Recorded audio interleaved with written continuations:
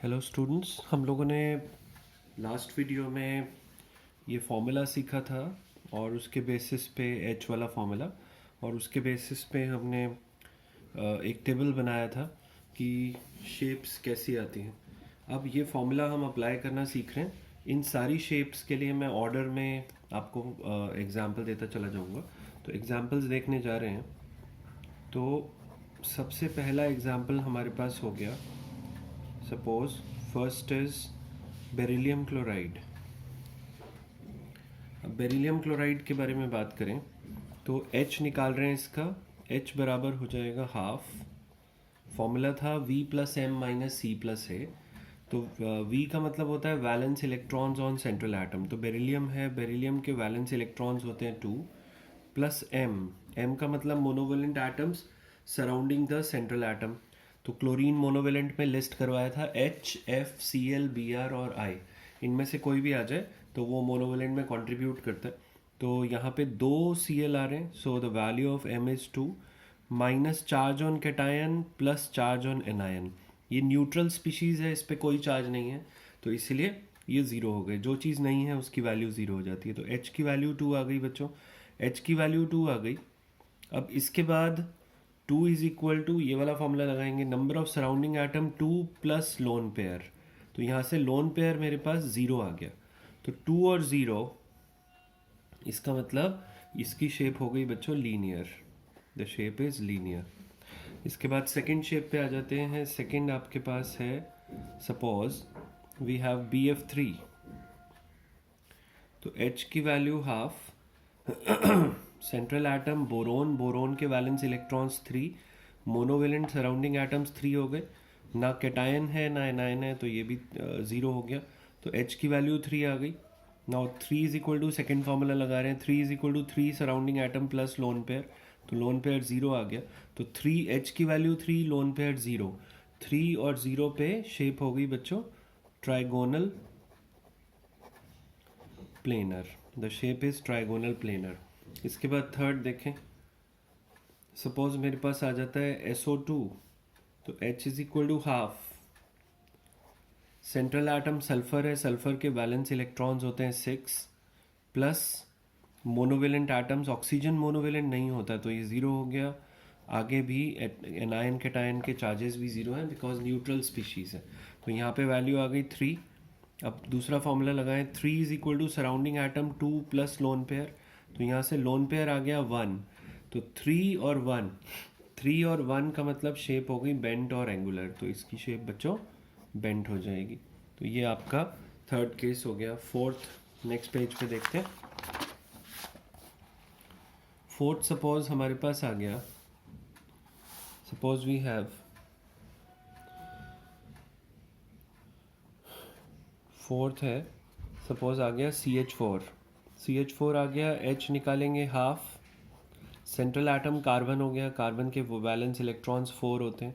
Monovalent surrounding atoms 4 हो गए, hydrogen monovalent होता है। Minus charge on cation anion जो है वो 0 हो गया। तो यहाँ पे वैल्यू आ गई 4। अब इसके बाद 4 is equal to surrounding atom 4 plus lone pair.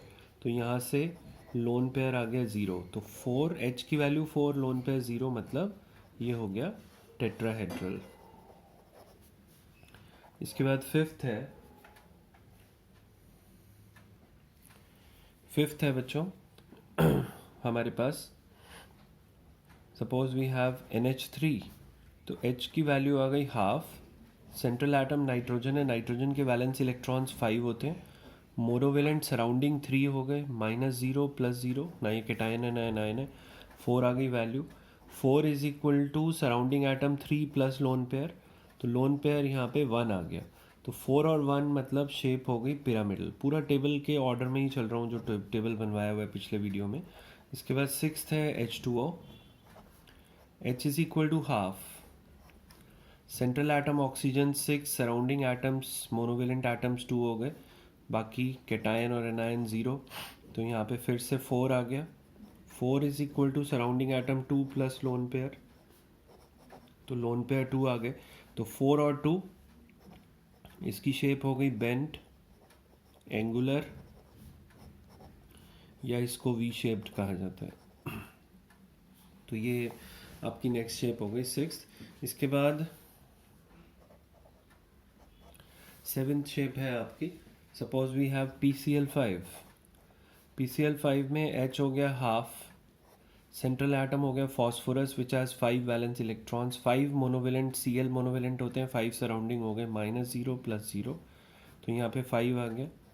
5 is equal to 5 plus lone pair, तो यहाँ से लोन पेयर की वैल्यू 0 आ गई। तो 5 और 0 का मतलब हो गया ट्राइगोनल बाइपिरामिडल,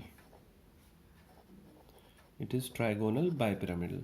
अब 8th शेप है बच्चों, सपोज वी हैव SF4, तो H is equal to half, central atom sulphur है, यहाँ पे सल्फर के वैलेंस इलेक्ट्रॉन्स होते हैं 6 प्लस 4 मोनोवेलेंट फ्लोरीन हो गए, -0 +0, क्योंकि कोई कैटायन एनायन नहीं है तो वैल्यू आ गई 5। 5 is equal to surrounding atom 4 plus lone pair, तो लोन पेयर यहाँ पे 1 आ गया। तो 5 और 1 का मतलब इसकी शेप हो जाएगी seesaw, it will have a seesaw shape. इसके बाद 9th नेक्स्ट है, suppose we have BrF3, H is equal to half, central atom bromine है बच्चों, ब्रोमीन के वैलेंस इलेक्ट्रॉन हेलोजन होता है, 7 वैलेंस इलेक्ट्रॉन्स हो गए, मोनोवेलेंट सराउंडिंग एटम 3 हो गए, -0 +0, ये भी 5 आ गया।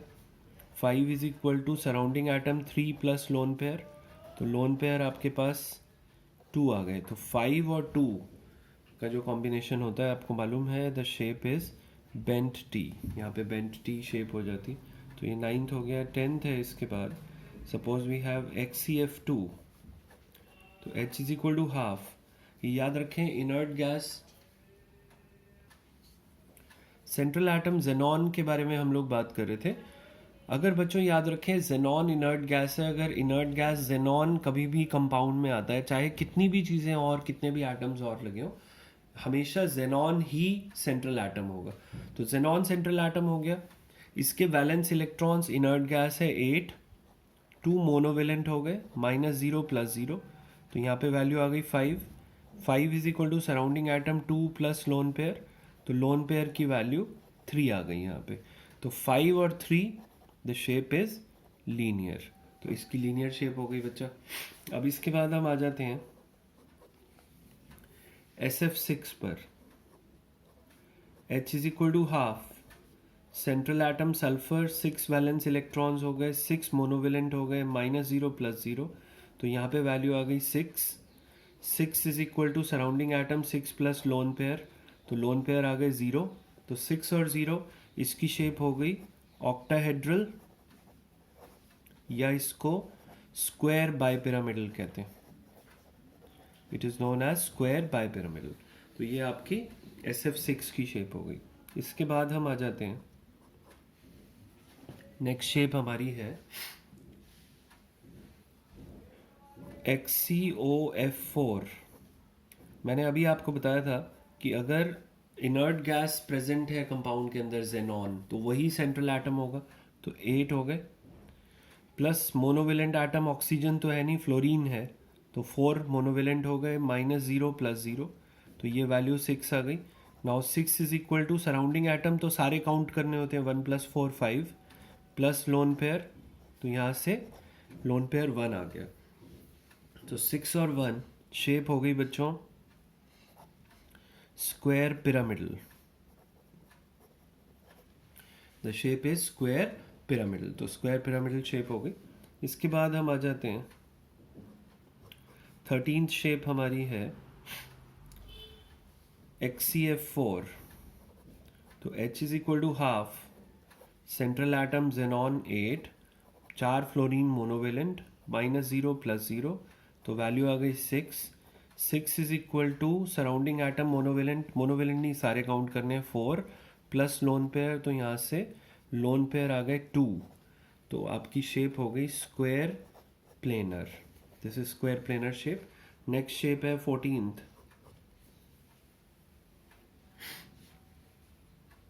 We have IF7, H is equal to half, central atom iodine हो गया 7 प्लस मोनोवेलेंट 7 हो गए, -0 +0।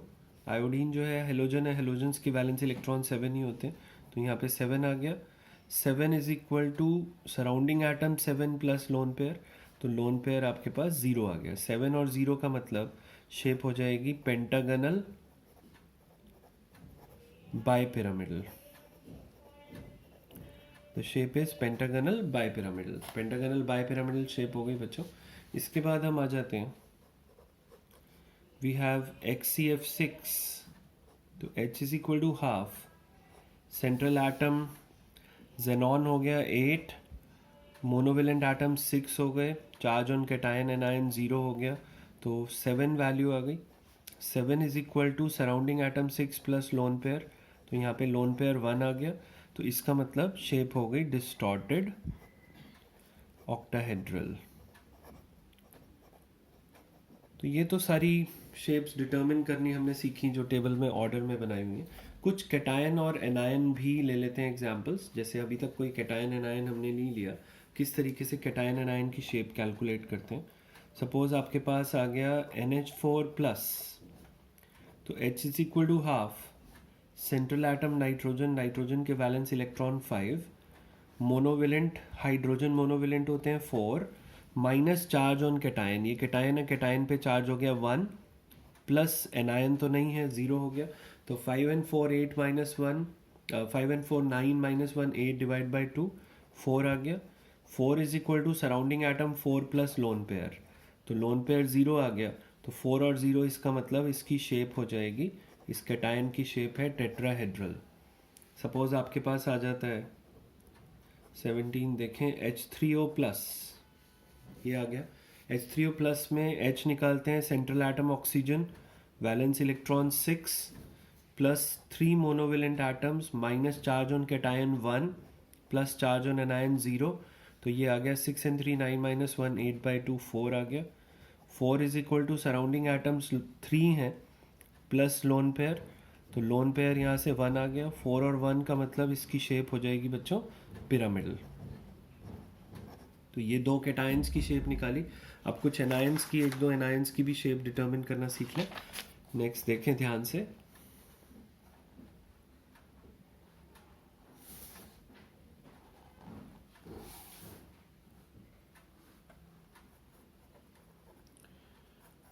Suppose we have to determine the shape of carbonate ion. अब कार्बोनेट आयन की शेप हो जाएगी बच्चों H is equal to half. Central atom हो गया कार्बन 4, मोनोवेलेंट सराउंडिंग 0 है। ऑक्सीजन कभी भी मोनोवेलेंट में नहीं आता, ये डाइवेलेंट होता है। मोनोवेलेंट की लिस्ट बनवाई थी FCl Br और I, तो 4 + 0 minus charge on cation 0 plus charge on anion, magnitude लेना होता है सिर्फ, तो 2 आ गया। तो ये आ गई 3 आ गई value. Now 3 is equal to surrounding atom 3 plus lone pair, तो यहाँ से लोन पेयर आ गया 0, तो इसका मतलब 3 और 0 का मतलब इसकी शेप हो जाएगी trigonal planar. The shape will be trigonal planar. जैसे अब नेक्स्ट देखें SO4 2 negative, H is equal to half. Sulphur central atom हो गया 6, मोनोवेलेंट 0 है, चार्ज ऑन कैटायन 0 है, चार्ज ऑन एनायन 2 है, मैग्नीट्यूड लेना होता है, तो यहाँ पे 4 आ गया। 4 is equal to surrounding atom 4 plus lone pair, तो लोन पेयर 0 आ गया। 4 और 0 का मतलब इसकी शेप हो जाएगी tetrahedral. The shape will B tetrahedral, तो इसकी शेप टेट्राहेड्रल हो जाएगी। सिमिलरली एक एग्जांपल और ले लें, फिर आगे बढ़ते हैं। PO4 3 negative, H is equal to half. Central atom phosphorus 5, monovalent 0, minus charge on cation 0 plus charge on anion 3, तो ये आ गया 4। 4 is equal to surrounding atom 4 plus lone pair, तो लोन पेयर आ गया 0। 4 और 0 का मतलब इसकी शेप भी हो जाएगी टेट्राहेड्रल। तो ऐसे हम एनायंस कैटायंस की शेप भी निकाल सकते हैं। अब ये जो शेप्स होती हैं ये होती कैसी हैं, how are these shapes actually, तो वो हम देखने जा रहे हैं। तो शेप्स कुछ बनाने जा रहा हूँ यहाँ पे। कुछ एजम्पशंस करेंगे। याद रखें A जो है वो सेंट्रल एटम होगा, B सराउंडिंग एटम होगा, या इसको हम बॉन्ड पेयर भी कह सकते हैं, और एल जो है वो लोन पेयर होंगे। तो ये मानते हुए हम थोड़ी सी शेप बनाने जा रहे हैं। तो सबसे पहली शेप AB2 की शेप अगर लीनियर है बच्चों, दोनों बॉन्ड पेयर है मतलब दो सराउंडिंग एटम है, तो ये शेप हो जाएगी ए, यहाँ पे बी आ गया, ये बी आ गया, तो ये लीनियर शेप हो गई। Suppose we have AB3, A central atom है, इसकी शेप होगी ट्राइगोनल प्लेनर। तो इस टाइप की शेप हो जाएगी, ए सेंटर में, बी जो है वो एक इक्विलेटरल ट्राइंगल के 3 कॉर्नर्स में लग जाएंगे इस तरीके से। तो ये आपकी AB3 हो गई। Then we have AB2L। AB2L का मतलब सेंट्रल एटम है, दो सराउंडिंग एटम, एक लोन पेयर। इसकी शेप बेंट या एंगुलर बताई थी। तो ए, दो बी लग जाएंगे दो कॉर्नर्स पे ट्राइंगल के, और एक कॉर्नर जो होगा इस तरफ, यहाँ पे बी जहाँ पे लगा हुआ था इस तरफ एक ट्राइंगल के कोने में, वहाँ पे एक लोन पेयर आ जाता है उस पोजीशन पे। तो ये AB2 हो जाती है बेंट, ऊपर लोन पेयर लगा हुआ है, AB2L हो गया। इसके बाद next we have AB4। AB4 की शेप होती है टेट्राहेड्रल। तो ये शेप इस तरीके से दिखाई जाती है, we have a tetrahedral here, A B, यहाँ पे 3 बी इस तरीके से लग जाते हैं। तो ये टेट्राहेड्रल शेप हो गई। आप चाहें तो इनको ज्वाइन कर सकते हैं पॉइंट्स को। तो ये आपकी AB4 हो गई, दैट इज टेट्राहेड्रल। इसके बाद नेक्स्ट शेप है बच्चों AB3L। AB3L होती है पिरामिडल शेप। यहाँ पे जो एक पोजीशन है यहाँ लोन पेयर आ जाएगा, बाकी तीनों जगह बी लगे होंगे। तो ए, ये 3 बी लग गए इस तरीके से, और यहाँ पर एक लोन पेयर होता है जो ऊपर वाली टेट्राहेड्रल की शेप है। तो ये पिरामिडल शेप हो गई बच्चों। इसके बाद आ जाता है AB2L2। ये फिर से बेंट एंगुलर या वी शेप होती है। तो ए यहाँ पे, बी यहाँ पे दो लग गए, और दो यहाँ पे लोन पेयर लग जाते हैं। तो ये AB2L2 हो गया। इसके बाद आता है बच्चों AB5। AB5 की शेप होती है trigonal bipyramidal. The shape of AB5 is trigonal bipyramidal. अब कैसी शेप होती है, एक ट्राइंगल होता है प्लेन में, ये हो गया। इसके बाद सेंटर में ए होता है, यहाँ पे बी, यहाँ पे बी और यहाँ पे बी, तीनों कॉर्नर्स पे 3 बी आ जाते हैं। और उसके बाद दो जो बी होते हैं वो परपेंडिकुलर टू द प्लेन लगे हुए होते हैं इस तरीके से। तो ये आपकी ट्राइगोनल बाइपिरामिडल शेप आ गई, AB5। नेक्स्ट पेज पे देखें, वी हैव AB4L। AB4L की सी सॉ शेप होती है। तो ये आपने ट्राइंगल बनाया जैसे आपने AB5 में बनाया हुआ था अभी, ये हो गया, ए यहाँ पे हो गया। इसके बाद दो बी यहाँ लग जाते हैं दो कॉर्नर्स पे, दो बी परपेंडिकुलर लग जाते हैं यहाँ पे, और एक यहाँ पे लोन पेयर होता है। ये सी सॉ शेप है। देखिए ये जैसे बेंच हो गई, नीचे वेज हो गया, ये दो बच्चे बैठे हुए हैं जैसे सी सॉ में बच्चे बैठ जाते हैं। तो ये AB4L हो गई। देन वी हैव ये सी सॉ शेप है। Then we have AB3L2। Bent T shape होती है बच्चों। अब देखें कैसे होती है। ये ट्रायंगल हो गया, सेंटर में ए आ गया। अब यहाँ पे एक बी लगा होता है, और दो बी जो है वो इसके प्लेन के परपेंडिकुलर होते हैं, लेकिन यहाँ पे दो लोन पेयर होते हैं इस तरफ। अब lone pair bond pair repulsion stronger होते हैं, तो थोड़ा सा ये टिल्ट हो जाते हैं दोनों बॉन्ड्स, और इस तरीके की शेप आ जाती है। तो इसको इसलिए बेंट टी शेप कहा जाता है, it is known as bent T shape. तो ये AB3L2 हो गया। इसके बाद आपका आ गया AB2L3। AB2L3 जो है वो लीनियर शेप है। ये रहा ट्राइंगल हमारा, यहाँ पे सेंटर पे ए हो गया, दो बी यहाँ लग जाते हैं परपेंडिकुलर टू द प्लेन, और ट्राइंगल की तीनों जो पोजीशंस होती हैं वहाँ तीनों जगह लोन पेयर्स होते हैं। तो ये AB2L3 हो गई। इसके बाद हम आ जाते हैं बच्चों AB6। AB6 जो शेप होती है दैट इज ऑक्टाहेड्रल। ये क्या शेप होती है देखें, ये आपने एक स्क्वायर बना दिया प्लेन में, स्क्वायर के सेंटर में ए आ गया, चारों कॉर्नर्स पर 4 बी लगा दिए और 2 बी जो है परपेंडिकुलर टू द प्लेन हो गए। तो ये आपका AB6 ऑक्टाहेड्रल शेप हो गई। ठीक है, अब अगली वीडियो में बची हुई शेप्स देखेंगे। Bye bye.